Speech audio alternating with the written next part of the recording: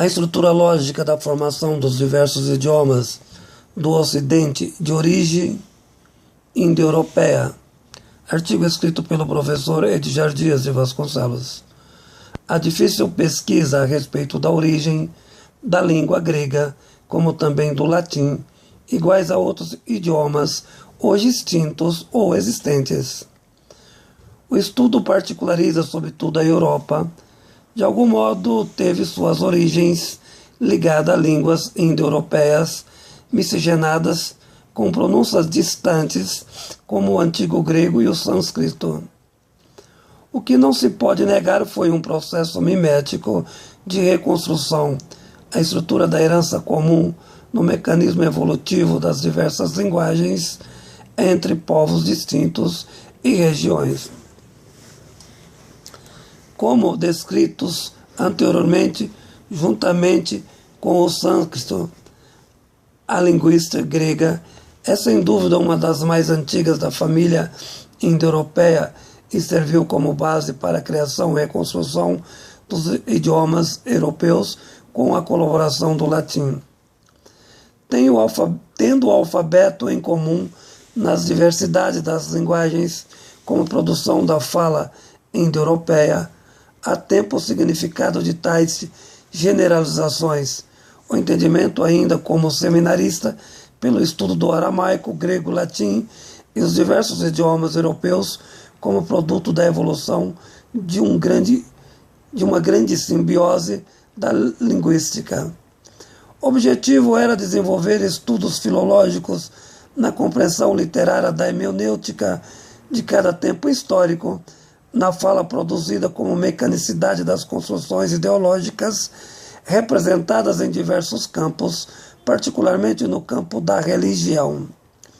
A pergunta fundamental: qual a historicidade da formação dos idiomas existentes hoje, cuja originalidade primária resultaram de línguas indo-europeias?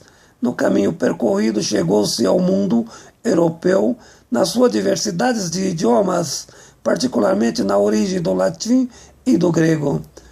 Fato registrado no final do período neolítico, basicamente início da Era do Bronze, o que pode ser classificado essencialmente pelo ano 3000, quando ocorreu uma grande mistura da fala de origem indo-europeia com dialetos tribais regionalizados, particularmente com o grego pronunciado no mundo helênico.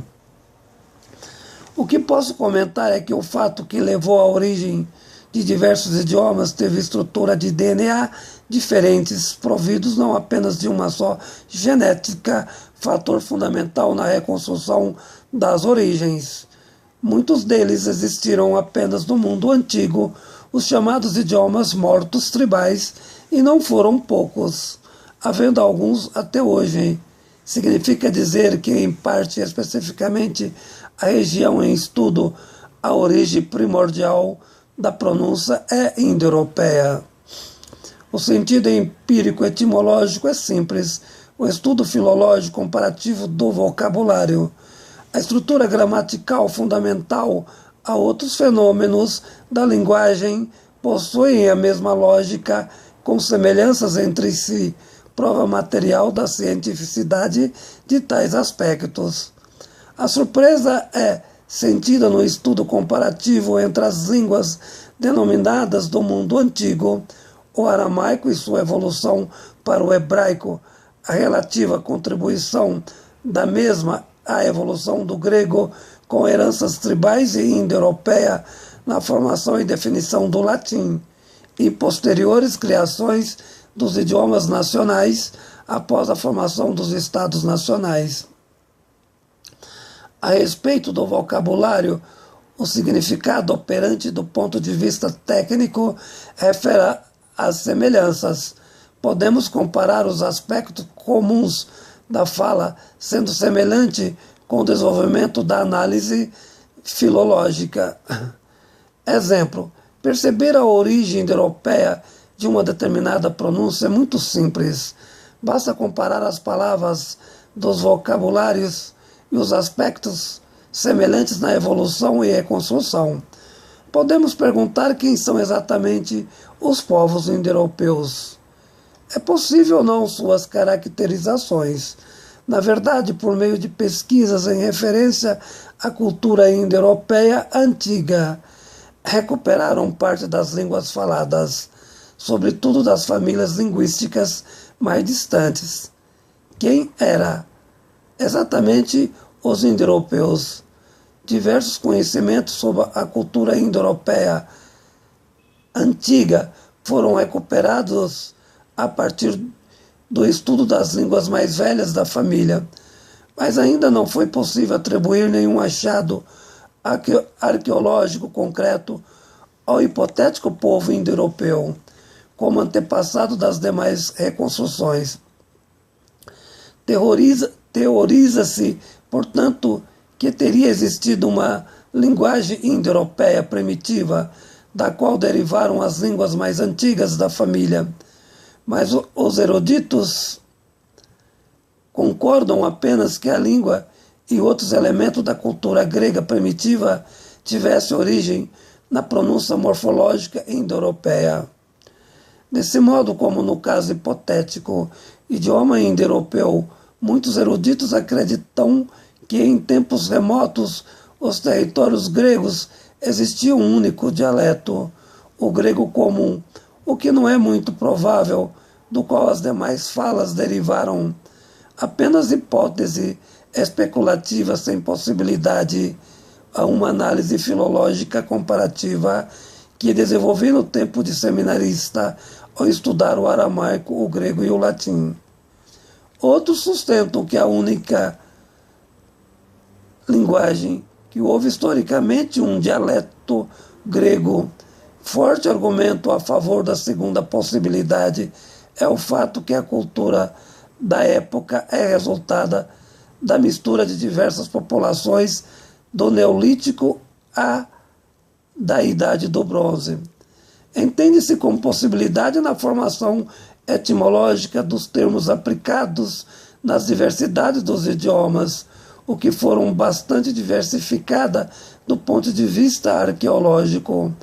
Define-se que a fala grega tem resquícios da mistura populacional neolítica e pré-indo-europeia, além, naturalmente, da morfologia regional tribal. Os filólogos modernos defendem outros aspectos que certas palavras terminadas e usadas para nomear lugares são estruturalmente diferentes do padrão indo-europeu que caracteriza o restante da língua grega. No entanto, outras corporações semelhantes ao processo mimético reconstrutivo diferem-se de tal proposição. A etimologia grega antiga contém, na realidade, diversas variantes dialetais, o que não pode ser desconsiderado: o micênico, o cipriota, o eólico, o dórico, o iônico e o ático, pois eram os dialetos mais importantes na formação e definição do próprio idioma grego antigo. Tal prova está fundamentada empiricamente nos períodos arcaico e clássico da formação do pensamento grego, posteriormente na articulação filosófica, o que percebi por meio dos meus estudos, naturalmente não recusando os denominados regionalismos. O que precisa ser explicado entende-se no dialeto mais antigo, correspondente ao grego comum, como fala desenvolvida por povos mínios, compreende-se ao tempo histórico formulado pelo período heládico médio. No entanto, o mais antigo dialeto documentado por inscrições é o micênico, no século XV a.C., por ordem consecutivamente.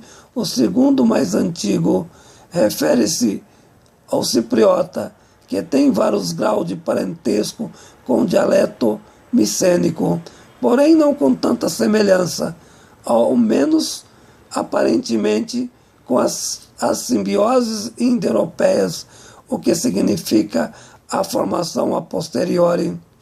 No entanto, o crescimento econômico, a evolução cultural da cidade de Atenas no denominado período clássico, explica-se a razão do dialeto ático ter se difundido pelo mundo grego, sendo que as demais ramificações perderam significativamente suas importâncias no mundo helênico, no entanto, possibilitando relativa simbiose com o idioma de Atenas. O que é indispensável entender durante o período em referência é que os gregos já falavam um dialeto único, conhecido por koiné, derivado do ático, resultado de relativas miscigenações complexas. O koiné é entendido na literatura igualmente como dialeto alexandrino. Tornou-se a língua comum da geografia mediterrânea, definida pela helenização, por meio das conquistas de Alexandre de Macedônia, o que não pode ser negado. O grego moderno deriva-se de tal momento histórico. É natural que no período da Idade do Bronze ocorreram as miscigenações com influências da língua indo-europeia primitiva, na determinação do grego oficializado e, posteriormente, igualmente, o latim. Em uma composição global, determinaram-se hoje as diversidades dos idiomas, o que não é naturalmente de fácil compreensão à análise devido às complexidades nos processos de reconstruções.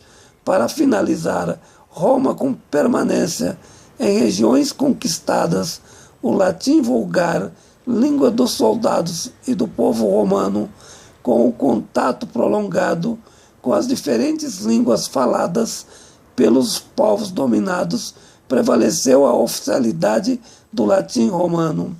Com o tempo, as diversas línguas neolatinas que herdaram parte da estruturação da formulação da história do idioma grego. Desse modo, com a criação do Estado moderno aos diversos idiomas ocidentais. Observação: quando seminarista, estudava aramaico, grego e latim, e por muitos anos procurei entender a evolução dos vários idiomas, particularmente os antigos, os mecanismos de simbioses culturais a partir da pronúncia indo-europeia. Na reconstrução dos vários idiomas antigos, após anos de estudo, resultou essa breve produção. Imagino que seja útil aos estudiosos.